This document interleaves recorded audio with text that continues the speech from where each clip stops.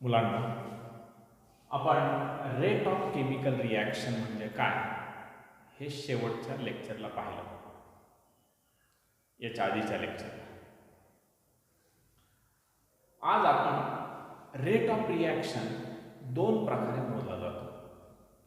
आपण हे पाहिलं, rate of reaction, speed of reaction म्हणजे काय, हाऊ रॅपिडली रिॲक्टन्स कंझ्युम संपतात, किती पटकन रिॲक्टन्स संपतात, and how fast products are form, आणि किती पटकन प्रॉडक्ट तयार होतात हे सांगणं म्हणजे त्या रिॲक्शनचा रेट, स्पीड सांगणं होय.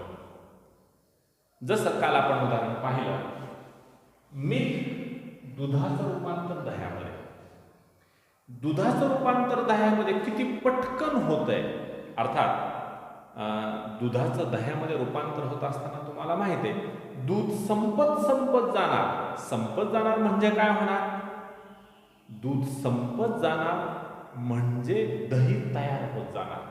हे किती लवकर होतंय हे डिस्क्राईब करणं, हे सांगणं म्हणजेच रेट ऑफ रिॲक्शन सांगणं होय.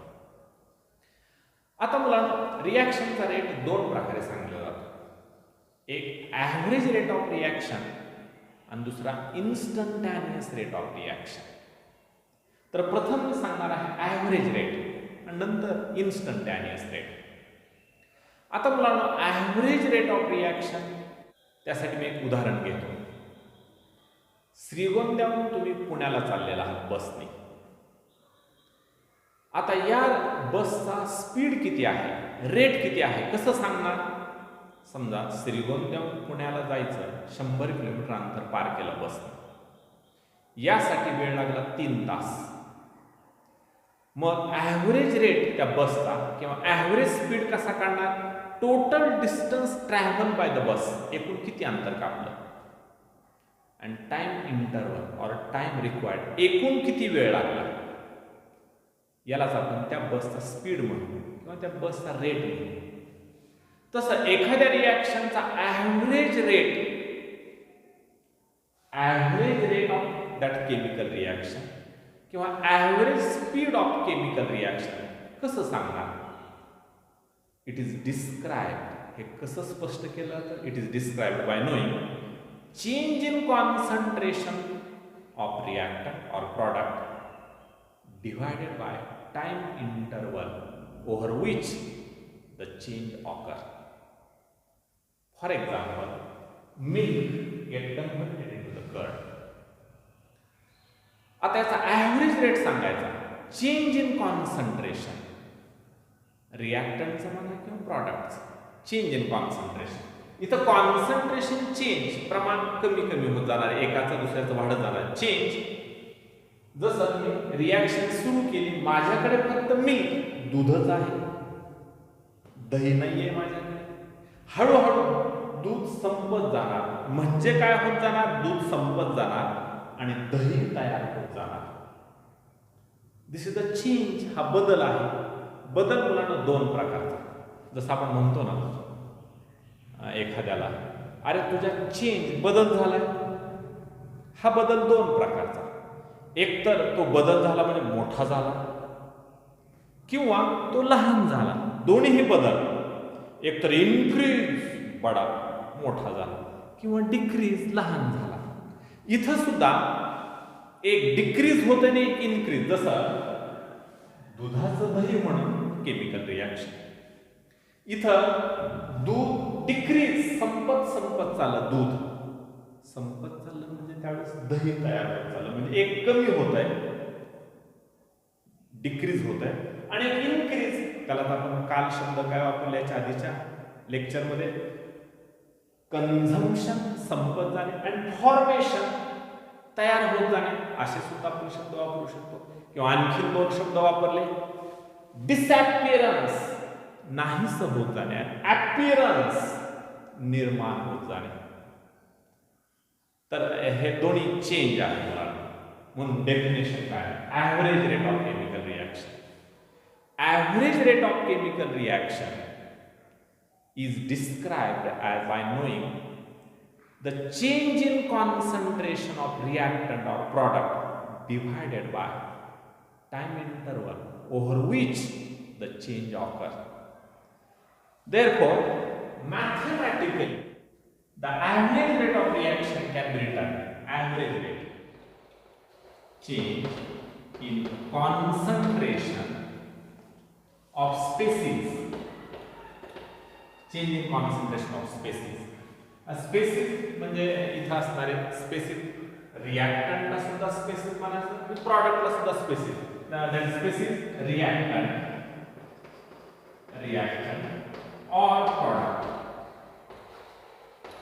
or product divided by the time interval divided by the time. यालाच आपण ॲव्हरेज रेट ऑफ रिॲक्शन असं म्हणणार.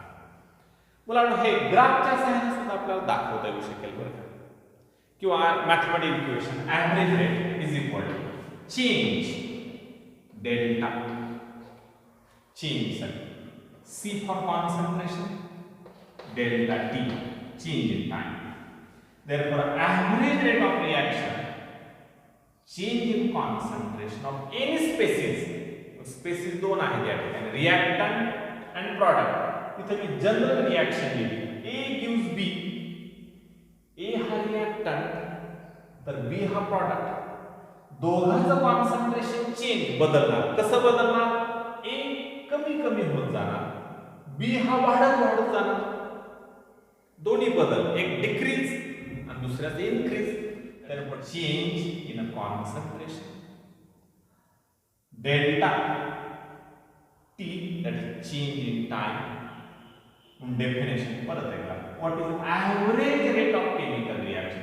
average rate मी असं म्हणतो, average rate of reaction. Therefore, average rate of reaction can be described by knowing change in concentration of reactant or a product divided by time interval over which the change occurs. आता मुलांनो या रिएक्शनच्या बाबतीमध्ये मी एक general reaction दिलेली आहे. This is the general reaction. A gives B. A हा reactant तर B हा प्रोडक्ट. या रिएक्शन मध्ये सुद्धा कसं होणार आहे? या रिएक्शन मध्ये A संपत जाणार, त्याला अनेक शब्द वापरताय. कंज्यूम होत जाणार, डिसअपियर होत जाणार, त्याचं कॉन्सन्ट्रेशन कमी कमी होत जाणार. म्हणजे मी रिएक्शन सुरू करणार तेव्हा माझ्याकडे फक्त Aच असणार, मग Aचं कॉन्सन्ट्रेशन कमी कमी होत जाणार. ॲट द सेम टाइम त्याच वेळेस बीचं कॉन्सन्ट्रेशन म्हणजे प्रॉडक्टचं कॉन्सन्ट्रेशन वाढत वाढत जाणार, इन्क्रीज. त्यालाच फॉर्मेशन म्हटलं, त्यालाच ॲपिअरन्स असं देखील म्हटलं. कुठलाही शब्द वापरा. म्हणून परत एकदा definition, average rate of chemical reaction can be described. हे कसं स्पष्ट केलं? By knowing change in concentration of reactant or a product divided by time interval over which the change occurs or takes place. आता या रिएक्शनच्या बाबतीत कसं लिहिणार? Average rate is equal to the change in a concentration square bracket मध्ये लिहिण्याची पद्धत आहे. आपण 11वी सुद्धा शिकलो केमिकल इक्विलिब्रियम मध्ये. कॉन्सन्ट्रेशन असा स्क्वेअर ब्रॅकेट लिहिला, delta change in concentration of A divided by delta T, that is time interval over which change occurs. आता इथे निगेटिव्ह साइन द्यायचं. निगेटिव्ह साइन याच्यासाठी प्रॉब्लेम सोडवत असताना तर ते तुम्हाला कळेलच की रेट हा पॉझिटिव्ह आला पाहिजे. इथे एवढं लक्षात ठेवा, Aचं कॉन्सन्ट्रेशन कमी कमी कमी होत जाते निगेटिव्ह साइन, किंवा हेच मला ॲव्हरेज रेट असं सुद्धा लिहिता येईल. चेंज इन कॉन्सन्ट्रेशन प्रॉडक्ट झालेलं असेल तर change, that is delta, concentration साठी square bracket change in concentration of B with respect to delta T. आता B प्रॉडक्ट आहे, याचं कॉन्सन्ट्रेशन वाढत वाढत चाललं, पॉझिटिव्ह साइन. केमिकल रिॲक्शन, याचं युनिट अंशामध्ये कॉन्सन्ट्रेशन, छेदामध्ये टाइम. जर कॉन्सन्ट्रेशन तुम्ही मुलांना कॉन्सन्ट्रेशन मोलॅरिटीमध्ये आठवा, आपण सोल्युशन कॉलिगेटिव्ह प्रॉपर्टीजमध्ये अनेक युनिट्स पाहिले कॉन्सन्ट्रेशन मोजण्याचे. तर त्याच्यामध्ये मोलॅरिटी डिव्हायडेड बाय, म्हणजे कॉन्सन्ट्रेशन मोलॅरिटीमध्ये मोजलं, टाइम हा सेकंडमध्ये. आता मोलॅरिटी म्हणजे तुम्हाला माहित आहे सोल्युशन कॉलिगेटिव्ह प्रॉपर्टीमध्ये मोल्स पर लिटर और per decilitre cube divided by second, म्हणजेच युनिट काय आहे, याचं unit moles per decilitre cube per second. This is the unit कशाचं unit or dimension, average rate of chemical reaction or the rate of reaction. आता मुलांनो हे ग्राफच्या सहाय्याने सुद्धा आपल्याला समजून घेता येऊ शकेल. सर्वांच्या लक्षात आलेलं आहे की average rate of reaction म्हणजे काय, rate of chemical reaction दोन प्रकारे मोजला जातो, एक ॲव्हरेज रेट आणि दुसरा इन्स्टंटॅनियस रेट. नाव the instantaneous rate of chemical reaction. Consider this general reaction. ही रिॲक्शन विचारात घ्या मुलांनो. ही रिॲक्शन ग्राफिकली मला कशी रिप्रेझेंट करता येईल, मी ग्राफ काढतो. On the x-axis time and on the y-axis concentration of reactant. असा आणखीन एक ग्राफ काढा प्रोडक्टसाठी time and on the y-axis concentration of product. Now you know that during the course of a reaction च्या दरम्यान रिॲक्टंटचं concentration, कारण reaction सुरू केली की फक्त आपल्याकडे रिॲक्टंटच असतो, प्रॉडक्ट असतच नाही. रिॲक्टंटचं कॉन्सन्ट्रेशन कमी कमी होत जाणार. ॲट द सेम टाइम त्याच वेळेस प्रॉडक्टचं कॉन्सन्ट्रेशन वाढत जाणार. आता रिॲक्टंटचं कॉन्सन्ट्रेशन कमी होत जाणार म्हणजे सुरुवातीला रिॲक्टंटचं कॉन्सन्ट्रेशन जास्त, विथ टाइम हे कॉन्सन्ट्रेशन कमी कमी कमी होत जाणार. आणि जेव्हा रिॲक्शन कंप्लीट होणार रिॲक्टंटचं कॉन्सन्ट्रेशन 0. आता जेव्हा रिॲक्शन सुरू करणार माझ्याकडे प्रॉडक्ट नाहीये 0, हळूहळू प्रॉडक्टचं कॉन्सन्ट्रेशन वाढत जाणार. हे ग्राफच्या सहाय्याने कसं दाखवणार, प्रॉडक्टचं कॉन्सन्ट्रेशन सुरुवातीला प्रॉडक्ट नाहीच आहे, आता हळूहळू प्रॉडक्टचं कॉन्सन्ट्रेशन वाढत वाढत जाणार. जेव्हा रिॲक्शन पूर्ण होणार आता चेंज इन कॉन्सन्ट्रेशन होणारच नाही. मुलांनो हा आहे प्रॉडक्टसाठीचा ग्राफ महत्वाचा प्रॉडक्ट, आणि हा ग्राफ आहे रिॲक्टंटचा. रिॲक्टंटचं कॉन्सन्ट्रेशन डिक्रीज कमी होत जाते, प्रॉडक्टचं वाढत वाढत जाते.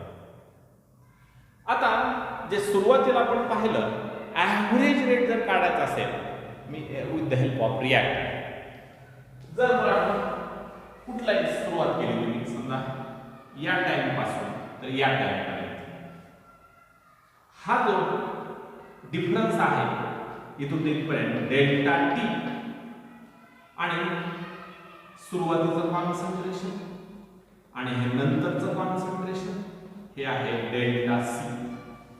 मग सुरुवातीला जे मी सांगितलं delta see that is change in concentration divided by time interval delta T, त्याला आपण average rate of chemical reaction असं म्हणतो.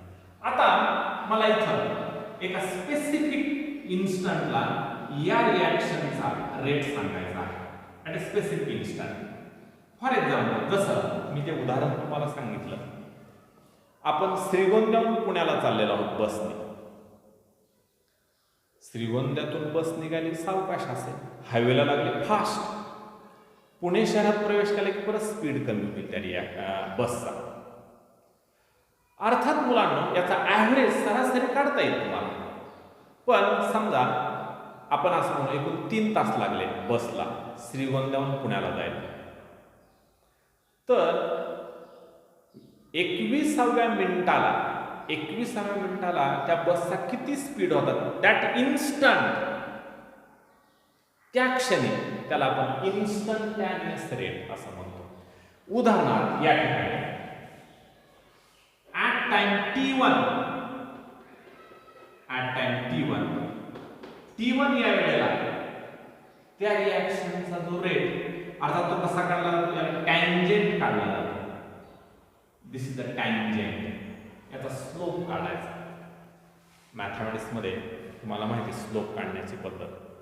आणि स्लोप काढून त्या इन्स्टंटला, त्या क्षणी त्या रिॲक्शनचा जो स्पीड, जो रेट असेल त्याला इन्स्टंटॅनियस रेट. मग डेफिनेशन काय, what is the definition of instant.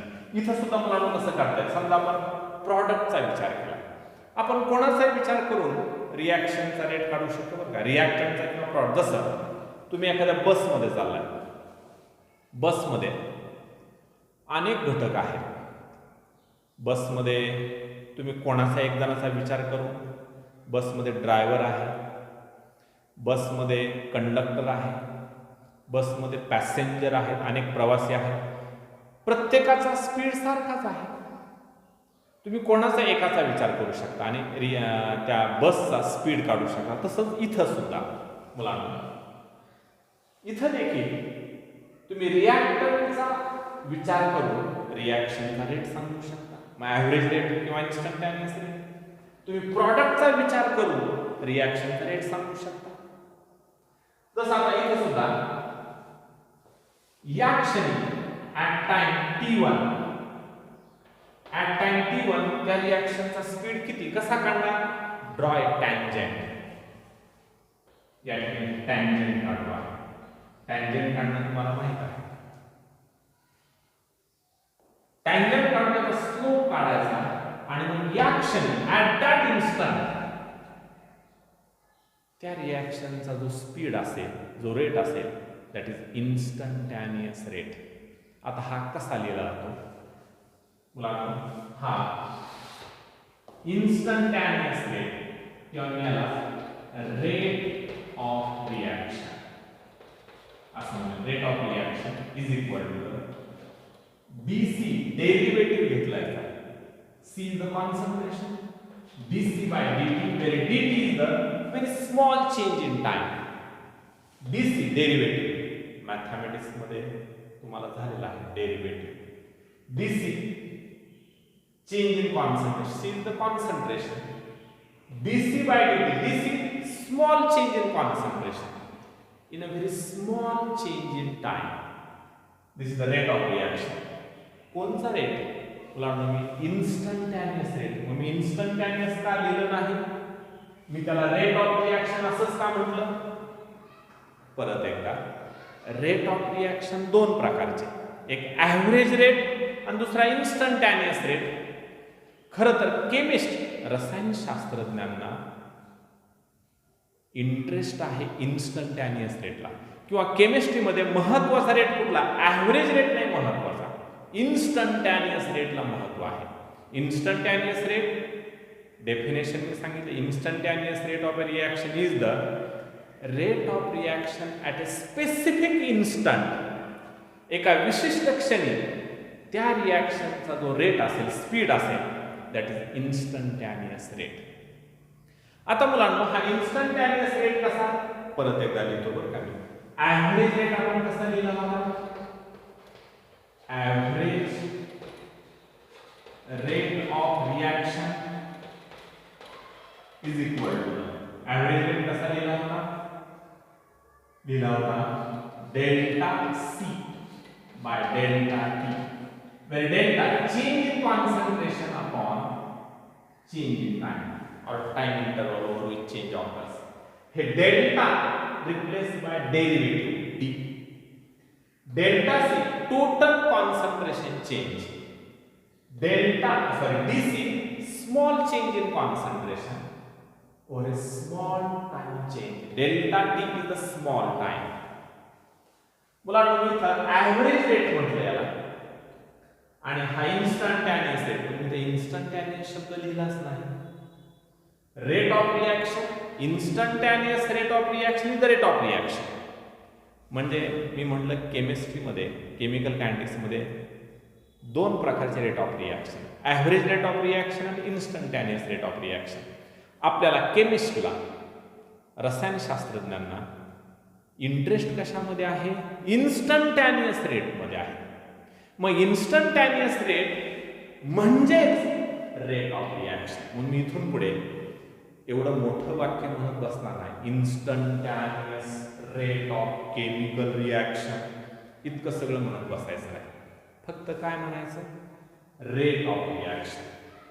Rate of reaction म्हणलं याचा अर्थच तुम्ही असा समजून घ्यायचा, रेट ऑफ रिॲक्शन म्हणजेच काय? Instantaneous rate of chemical reaction. परत, what is rate of reaction? That is instantaneous rate of chemical reaction is the rate of reaction at a specific instant. Mathematical कसं लिहिलं जातं? रेट ऑफ रिॲक्शन म्हणजेच instantaneous rate of a chemical reaction is equal to the dc by dt, where dc is the small change in concentration, dt is the small change in the time. मग या रिॲक्शनच्या बाबतीमध्ये आपण कसं लिहिणार? Rate of reaction is equal to minus, कारण A चं कॉन्सन्ट्रेशन कमी होत जाणार आहे, minus D of A concentration of A divided by dt or is equal to the d of product का कसं लिहिणार? plus d of concentration of B upon d. is it clear? आता मुलांनो इथं आपण instantaneous rate, that is rate of chemical reaction, दुसरे example घेऊया. आता या रिॲक्शनचं मला इन्स्टंटॅनियस रेट ऑफ केमिकल रिॲक्शन, मी इतकं मोठं वाक्य नाही बोलणार आता. इन्स्टंटॅनियस रेट ऑफ केमिकल रिॲक्शन काय म्हणणार थोडक्यामध्ये? Rate of chemical reaction. Consider this reaction. आता या रिॲक्शन मध्ये नायट्रोजन आणि हायड्रोजन हे रिॲक्टंट आहे, अमोनिया हा प्रॉडक्ट. म्हणजे जेव्हा मी रिॲक्शन सुरू करणार, माझ्याकडे कोण असेल? नायट्रोजन आणि हायड्रोजन हे दोन असतील. नायट्रोजन हायड्रोजन रिॲक्टंट, अमोनिया नाहीये माझ्याकडे. During the course of time, जसं जसं वेळ पुढे जाईल, रिॲक्टंटचं कॉन्सन्ट्रेशन डिक्रीज, कमी होत जाणार आणि प्रॉडक्टचं कॉन्सन्ट्रेशन वाढत वाढत जाणार. बरोबर? प्रॉडक्ट म्हणजे अमोनियाचं कॉन्सन्ट्रेशन वाढत जाणार. आता तुमच्या पुस्तकामध्ये जनरल रिॲक्शन दिली, कशी दिलेली आहे? ए plus thrice B, it gives twice C. आता इथं स्टॉइशियोमेट्रिक कोएफिशिएंट 1 1. स्टॉइशियोमेट्री आपण 11वीला शिकलेलो आहोत. पहिलाच लेसन 11वीचा आपल्या मोल कन्सेप्ट मध्ये आपण स्टॉइशियोमेट्री सुद्धा शिकलो. मुलांनो इथं स्टॉइशियोमेट्रिक कोएफिशिएंट म्हणजे ते रिॲक्शन बॅलन्स करण्यासाठी. जसं मुलांनो इथं आधी हे स्टॉइशियोमेट्री समजून घ्या. नायट्रोजन आणि हायड्रोजन मध्ये रिॲक्शन झाली की अमोनिया तयार होतो. आता रिॲक्शन बॅलन्स करावी लागेल. इकडे N2 नायट्रोजनचे 2 आयटम आहेत, पलीकडे पण 2 पाहिजे म्हणून मी इथे ट्वाइस केलं. आता नायट्रोजन इकडे 2 इकडे 2 बॅलन्स झाले. स्टॉइशियोमेट्री यालाच आपण प्रमाणबद्धता असं म्हणतो. इकडे जेवढे नायट्रोजनचे आयटम इकडेच, पण हायड्रोजन बॅलन्स नाहीये, समतोल नाहीये त्यांच्यात. इकडे हायड्रोजन 2 तर इकडे 2 × 3 6 आहेत, इकडे पण 6 पाहिजे म्हणून 3 हा सहगुणक कोइफिशिएंट, याला स्टॉइशियोमेट्रिक कोइफिशिएंट म्हणजे नायट्रोजनचा सहगुणक एक काहीच नाही म्हणजे एक आहे. स्टॉइशियोमेट्रिक कोइफिशियंट 1. हायड्रोजनचा स्टॉइशियोमेट्रिक कोइफिशियंट 3 आहे आणि अमोनियाचा स्टॉइशियोमेट्रिक कोइफिशियंट 2 आहे. मी सुरुवातीला जी रिएक्शन घेतली इथं याचा स्टॉइशियोमेट्रिक कोइफिशियंट 1 होता, याचा पण 1 होता. लिहिणं सोपं होतं मुलांना, इथं लिहिणं सोपं होतं. म्हणून इथं rate of reaction d of concentration of A divided by dt or rate of reaction d of concentration of B divided by dt. आता या रिएक्शन साठी प्रथम मी रेट ऑफ कन्झम्पशन सांगतो, रेट ऑफ फॉर्मेशन सांगतो, मग रेट ऑफ रिएक्शन लिहितो. Now rate of consumption, A consume संप जाणार, बी पण संप जाणार, सी मात्र तयार होत जाणार आहे. म्हणून रेट ऑफ कन्झम्पशन ऑफ ए कसं लिहिणार पहा. Rate of consumption of A is equal to the minus dA by dt. Is it clear? Now rate of consumption of B is equal to the minus d of B upon dt. This is the rate of consumption. Now if you want to equalize them, हे दोघंही संपत जाणार आहे, पण दोघांचा rate of consumption is not the same. दोघांचा वेग सारखा नाहीये. कसा सारखा नाहीये? ए चा 1 मोल कंझ्युम संपला की बी चे 3 मोल कंझ्युम संपत आहे. म्हणजे या ठिकाणी ए आणि बी मध्ये संपण्याचा वेग जास्त कोणाचा आहे? बी चा. किंवा या रिएक्शन मध्ये पहा, उदाहरण सांगितले मी, 1 मोल नायट्रोजन संपला की हायड्रोजन किती मोल संपणार आहे? 3 मोल. म्हणून हायड्रोजनच्या संपण्याचा वेग जास्त आहे. 1 मोल नायट्रोजन संपला की 3 मोल हायड्रोजन संपतात. हायड्रोजन झपाट्याने कमी होत चाललंय. therefore the rate of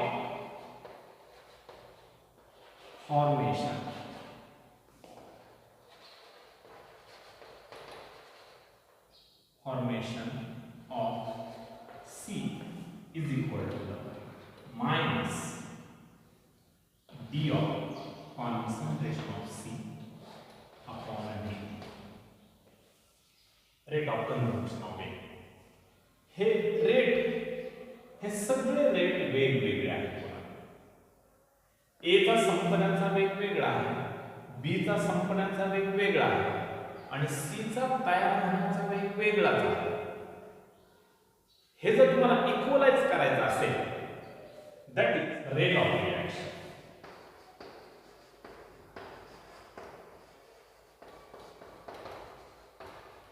इथं मुलांना मी काय लिहिलेलं आहे? रेट ऑफ कन्झम्पशन ऑफ ए. ए संपण्याचा वेग, बी संपण्याचा वेग आणि सी तयार होण्याचा वेग. हे तीनही वेग, हे तीनही स्पीड रेट वेगवेगळे आहेत. कसे वेगळे आहेत?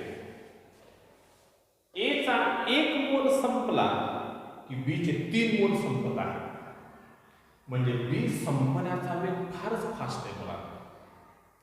हा 1 संपला की हे 3 संपतात, म्हणजे दोघांचा संपण्याचा वेग सारखा नाहीये. मुलांना हा याचा 1 मोल संपला की याचे 2 मोल तयार होतात.